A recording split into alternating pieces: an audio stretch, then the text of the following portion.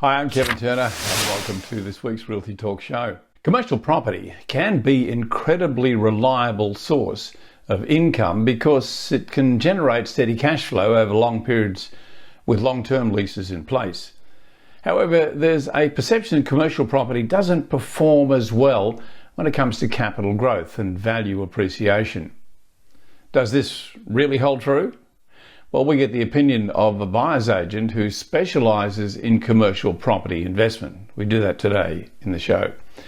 Also today, according to listing portal domain.com.au, the number of homes being leased in Victoria has fallen for the first time since records began, and that number of new rental property listings across the state is also lower by nearly 14% over this time last year. Now, could it be related to the 132 Residential Tenancy Act changes that have been implemented by the Victorian state government? Well, Bushy is joined by leading Victorian property management trainer and consultant David Woodfull today to find out. And David is the driver of the National Property Management Institute, so his thoughts should carry a lot of weight. Hey, before we start, I want to thank our supporters and content partners, realty.com.au, BMT Tax Depreciation, Know How Property Finance, Get Rare Property, and Apiro Marketing. And if this is your first time with us, big welcome. You're going to find us on all podcast players and through the Southern Cross Oz Stereo Network. Hey, if you like the show, please hit the subscribe button. Help us to continue to bring you the best guests every week. And don't forget too, you can join the conversation anytime on Facebook by going to the Property Hub Collective. Remember that, the Property Hub Collective, and we look forward to seeing you and your comments on Facebook.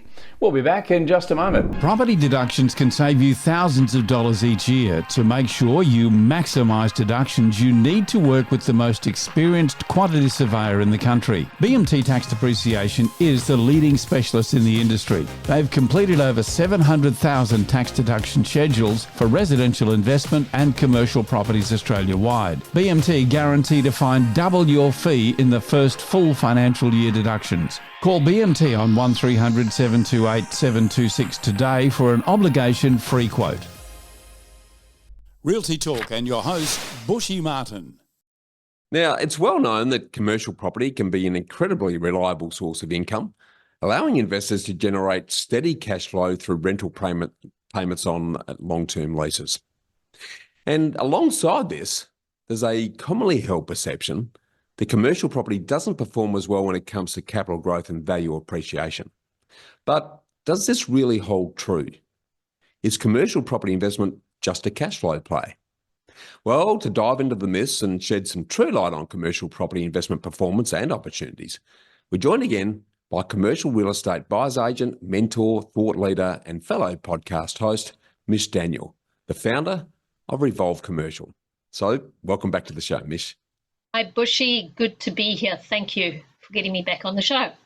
Absolutely. Now, this is another good subject to dive into and to potentially smash some myths that surround the commercial arena. So let's start by getting you to talk to us about why and how does commercial property provide steady, reliable cash flow over time? Well, I just want to go right back to something that you said a little earlier and smash that myth right out of the way before we even start. This myth about commercial property not growing at the same rate as residential, taboo, okay, 100% taboo. And the reason why I'm saying that is because if you look at, let's just take, for instance, a new development, an area where they're releasing greenlands and they are developing residential property. What's the very next thing that they put in there? Commercial, okay? Now, why wouldn't the commercial be valued at the same or better rate than residential? It doesn't make sense. So in other words, let's dial it back a little bit and go into an area that is an older area where you've got existing commercial properties in a gentrifying area. People are moving in, they're renovating houses, they're doing uplifts, they're adding value to the properties. What sort of commercial spaces are they going to want to frequent? Something that is within line to being a beautiful precinct where they're very happy to go to. So automatically what happens is that just raises the bar, raises the standard, raises the value. So hopefully I've just smashed that out the way. Good. Well, I was going to leave that question until That the answers end that to keep people with their breaths bated, but you've smashed through that one already. So let's go back onto the cash flow component then, and just reinforce why and how you think that commercial property does provide such steady, reliable cash flow. Okay, so if we have a look again, the difference between residential and commercial. Residential, you've got short leases, 6 months, 12-month leases, and there's not a lot of stability in that. In commercial, we go after minimum 3-year leases, and to sweeten that, we really love to see 5+5s. Now, for those of you that don't know what the 5+5 is, or the 3+3 is in a commercial lease, and this is really, really important information for you to understand, is on a commercial lease, if you've got a little +3 behind it, the lenders and the banks look at that as a 6-year lease. Why? Because it gives your tenant the option to dictate whether they want to stay on or move off. Okay. Yep. So if you see something that is a 3+3+3, that is seen as a 9-year lease, or a 5+5, that is seen as a 10-year lease. And that in itself just shows the commitment by the tenant to want to stay there. So with regards reliability, cash flow, there are many other factors that come into that. One of the other factors would be, and this is the beauty about commercial leases, is you can drill down and have a look at what the incremental increases are. What are there rent reviews? So in other words, if you've got rent reviews, let's say COVID, for instance, okay, all the rents were kind of sitting at around about the same rate. People that had 3-year leases that didn't have a rent review in it were just ticking along. Then they came along to the end of their term, let's say at the end of 3 years. Now they are renting a property, let's say, for $200 per square meter, but everything else around them is going for $300 a square meter. Now they've been running their business there, their address is there, they're known there, their clients come there. Do they really want to risk leaving their tenancy for a couple of $100? And even if they do, they'd have to move out of the area to go and find something else that is cost effective, exactly the same, at a massive cost of moving. So effectively, what they do is they look around and say, oh, well, you know what, we're going to be paying $300 down the road. We're well known here. We're comfortable here. Everything's working now. We'll just stay here. So now your rent's gone from 200 to 300,000. And just bearing in mind, at 7% for every dollar that you're making additional on your rental, there's a huge chunk of value that's being thrown at that. Yeah, it's a really important I won't go into point. the numbers right now, but yeah, and that's something we'll dive into when you and I enjoy the long form discussion on the Get Invested podcast, just to really put some shape around that. And I think you make some really good points. There are some golden handcuffs from a tenant perspective in relation to commercial property, which are pretty significant hurdles for a tenant, providing the business is stable and it's performing well. They provide some pretty big barriers to prevent them from racing off somewhere else, as opposed to the ease of doing it in the residential space. Now, what I want to pivot now and talk about very briefly, if we can, please, Mish, is the tax benefits associated with commercial property, because as we know, in most forms of property, if you structure this well and you take advantage of it, you can make a significant improvement to the overall financial performance through taking advantage of those. So break some of those tax benefits on commercial down for us if you can. Okay, well, I'd say first off, let's have a look at depreciation. All right. And now, bearing in mind every single thing that you're putting in there, I'm just gonna focus on the fit out. Firstly, let's say you're putting a $200,000 fit out into your commercial property. Now your tenant's paying for that fit out. They might be paying for it over 12 months or 24 months, But who gets the depreciation on it? You do. And that's a massive depreciation that you get on that, which is just, it's money for jam. It's lollies. The interest deductions, I'm just going to name a couple of areas where, the advantages are interest deductions, the ability to defer capital. So what we mean by that is when you're purchasing a commercial property, now one of the first things that we do with all of our clients is I say, number one, don't ever put it in your own name. Okay. I'm not licensed to give advice on how you want to purchase that property, but I can tell you that what most of our clients do is they put them into entities. And the reason they do that is for the tax benefits and the asset protection. Yep. Yep. So that's one of the biggest reasons you wanting to be putting it in. And we have a lot of clients that complain. They say, but that costs us $2,000 a year or whatever. Pay it. Seriously. It is well worth it. Absolutely. For the benefits that you're getting out of it. Yep. Sorry, for those tax defers, for your capital gains, you can defer your capital gains. Should you decide to sell that property, you can defer your capital gains into other entities. So if you got the right accountant, you'll be singing all the way. Yeah, beautifully said. And let's face it, you and I both know that property is an elite team sport. So having specialists in each and every key position in that team is really paramount to optimising the performance of the properties that you buy. I now want to turn back to an area that's a favourite for me, and that's the lending space. We did touch on it in our previous discussion when we caught up on the show, but I'd love for you to talk a little bit about how commercial property can be leveraged through financing to allow investors to control a larger asset base. Okay, so we've spoken a little bit about lines of credit and drawing down on equity.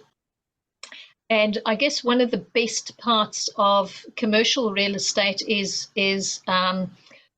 working with in joint ventures. So if you're bringing a partner in, now there are various different ways of doing that. You could have somebody you're partnering who owns the land or owns the building, and you wanting to do an upgrade on the property, working together in that sort of partnership.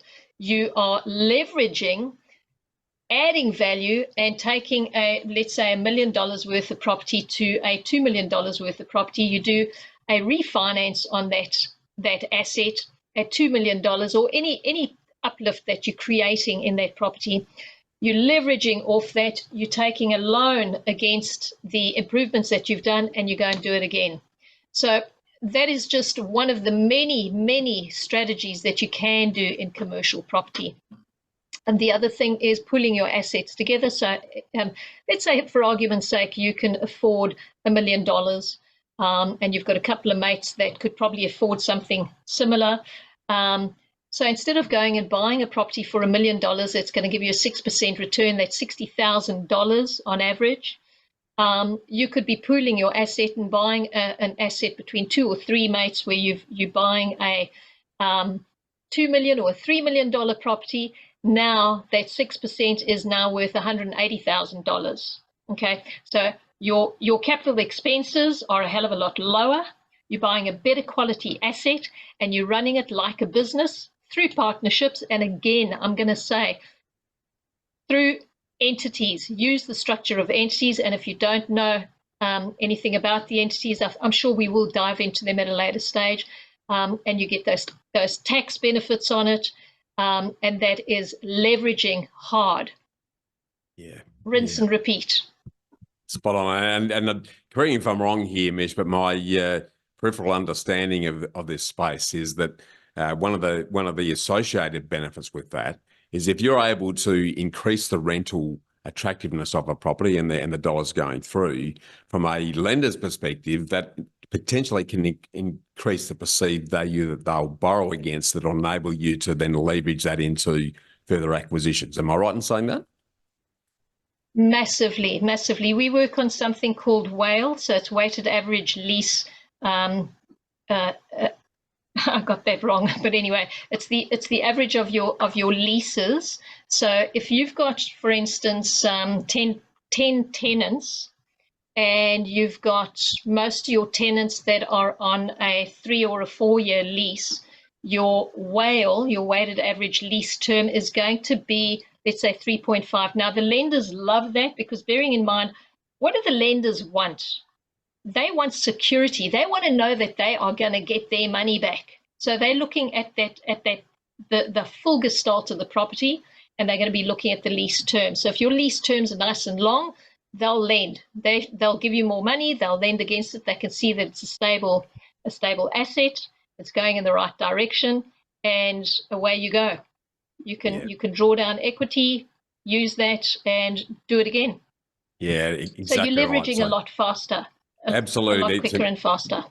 Great opportunities there. What I want to close on today, and again, we've only just scratched the surface, but in a world where inflation's on everyone's lips, and the concerns that people are having around that, can you talk to us a little bit about how commercial property can actually be used as an inflation hedge?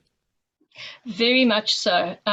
So traditionally, commercial real estate has been one of the most stable assets right across the board. And I mean, if you go back through all the ups and the downs, you probably find that commercially the assets have taken a maximum of around about a 10% dip. Okay, so hedging against that, that as an asset has been recorded as one of the best assets to have. Now, if you have a look at funds, let's say your bigger funds, have a look at where their investments are. A majority of the investments are commercial property. And in fact, Bushy, a silly little story I'll tell you. When I was 22 years old, no, when I was 18 years old, I bought shares in a fund. And when I was 22, I had a look at the shares, and I thought, these are worth nothing. So I went and I had a look at where they're investing, and I saw that they're investing in commercial real estate. And I thought, well, you know what, if they can do it, I can do it. So that's actually how I started my journey. So it's a great hedge against inflation for a number of reasons, because your rentals stay the same. Your rentals, you get your incremental increases. Yep. You're getting your the value of the property, the gentrification of the property. So it's not only the value on the leases, and so that people really understand how that works is, in residential, your property is going to be valued by what is happening in the area or the city or wherever you're living. In commercial, your property is going to be valued on that, as well as the strength of your lease over that period of you continuing to receive income on that asset.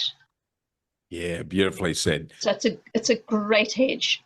Yeah, absolutely. No, well said. Well, look, again, we've only really just started to scratch the surface on this, but I'd really want to take the opportunity to thank you for opening our eyes to the considerable cash flow and capital growth opportunities that you've alerted us to in commercial property, Mish. And for those who'd like to know more, make sure you have a listen to the two-part special deep dive that Mish and I enjoyed on the growing commercial property on our Property Hub's long-form Get Invested podcast. Make sure you tune into Mish's popular Revolve Commercial Property podcast, and feel free to reach out to Mish and the Revolve Commercial team at revolvecommercial.com.au just by clicking the link on the show notes. So thanks again for sharing your insights and joining us on the show today, Mish. Thank you, Bushy. Yet again, lovely chatting to you as always. Successful property investment is a game of finance. Do you have the right team and the right game plan? Realty Talk is brought to you by Know How Property. More than mortgage brokers, Bushy Martin and his team of investment architects set you up with a sustainable strategy structured to lower your costs, tax, risk and stress while increasing your capacity for growth. Know How has helped over 1,900 homeowners and investors secure more than $800 million in property wealth. So get set to live more, work less, and live your legacy. Want to know how to invest in your freedom? Visit knowhowproperty.com.au.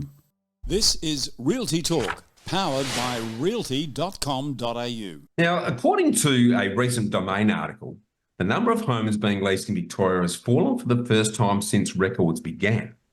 And the number of new rental property lettings across the state has plummeted by nearly 14% over the last year and is continuing to fall. So it's no wonder that rental vacancies in the Garden State are at record lows as the worsening rental crisis shows no end in sight. All this at a time when a raft of 132 Progressive Residential Tenancy Act changes have been putting increasing pressure and cost imposition on landlord rental providers. So is there a correlation between the two?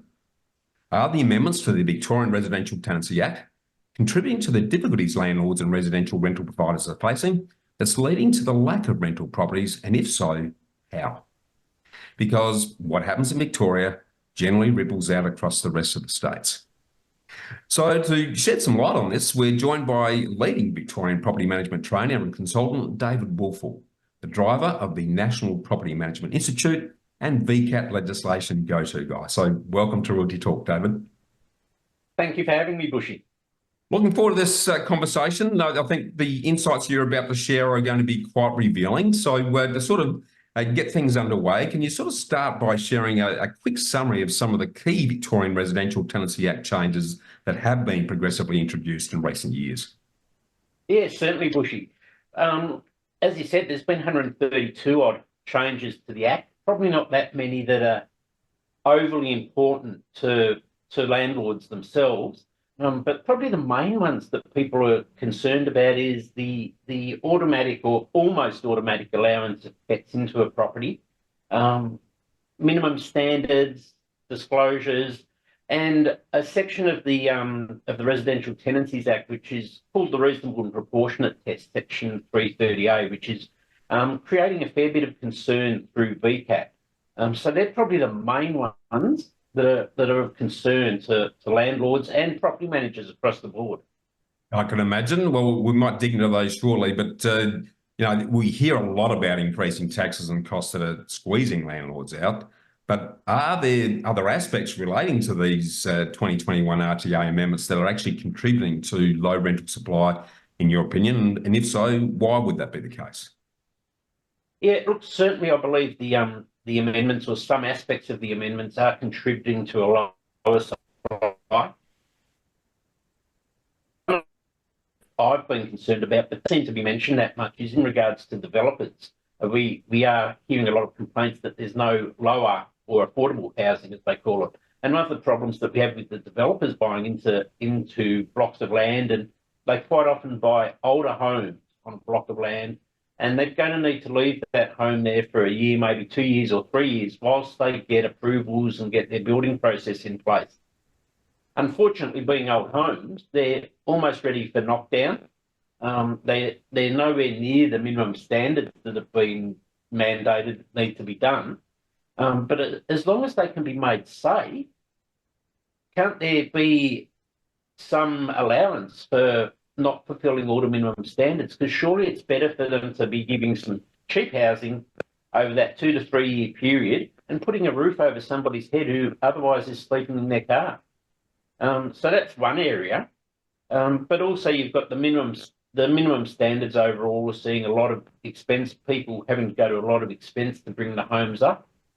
Safety checks, there's a lot of confusion within both property managers and landlords that they're actually compliance checks, but they're not, they're safety checks. So a lot of landlords are seeing non-compliance on these reports and having to spend money or thinking they have to spend money remodelling kitchens and so forth. Some think it's easier just to get away from it altogether. And again, that reasonable and proportionate test is seeing it very difficult to take back the home. Now, we're not talking, I mean, you have your evictions and everything for rent not paid, but you've got a number of owners want to move back into a property. For one reason or another, they might need to because they've come back to Victoria, or that was their planned retirement home, and they're just finding it really hard to get it because of this reasonable and proportionate argument that they've got to put. Very interesting semantics. So flowing on from this then, David, what's your view on what's having the biggest impact on both landlord, rental providers and property managers? And what are some of the flow-on consequences from this? So I think the things that I mentioned at the start as being probably the main changes, they're having the biggest impact overall on property managers and property owners. Again, we mentioned the minimum standards and the safety checks, which are often confused as compliance checks, and reasonable and proportionate. And what they're doing is they're creating a lot more cost on owners. They're creating a lot more stress on the property managers as well. And I've had many conversations with property managers who are almost in tears because they've been to VCAT to try and get a house back for somebody with very good reason. And don't get me wrong, I'm not in favour of evicting people for the sake of it. If they've got a good reason, they need to move into it, they can't afford it because the rent's not being paid. Property managers are doing everything they can to help their landlords, yet they're going to VCAT, they're getting told, no, you can't have the property back because we don't want the tenant to be homeless. And then they've got to try and explain to their client why they can't get the property back for them. And it's causing a great deal of anxiety and stress. And consequently, we've seen around about 25 to 30% of property managers leave the industry over the past 3 or 4 years. That's a very concerning exercise when you're getting that level of expertise leaving the industry. And, you know, with the industry getting much more litigic than it ever has been, there's never a greater time for those experienced professionals to be looking after landlord and rental providers' needs. And it's clear, just joining the dots from what you've indicated, with those properties that can't be occupied, there's an immediate reduction of available properties. And then with the potential cost impost that's being imposed by these changes, that would be scaring the horses a lot in terms of the landlord need to go, well, let's just get out of this. And then you've got that extra pressure on the property managers. That's pretty much a cascading impact there. I guess the obvious question to close on then, David, is if we were to try and reverse this concerning trend, what changes to the RTA would you like to see to help alleviate the issues that rental providers are facing in order to actually help increase rental supply? There's probably only two that I think could make a huge difference to the problems we're suffering with rental supply. Yes, there's probably a lot that can be changed in many ways there, but the two main ones I see, making a change to that Section 330A reasonable and proportionate argument, because landlords and property managers are just feeling the property's not theirs anymore. I was having a discussion with a property manager recently, and we were talking about a feeling that it's become social housing, but the government's not investing in it. That they're using the mums and dads investors' homes as social housing because of that reasonable and proportionate test.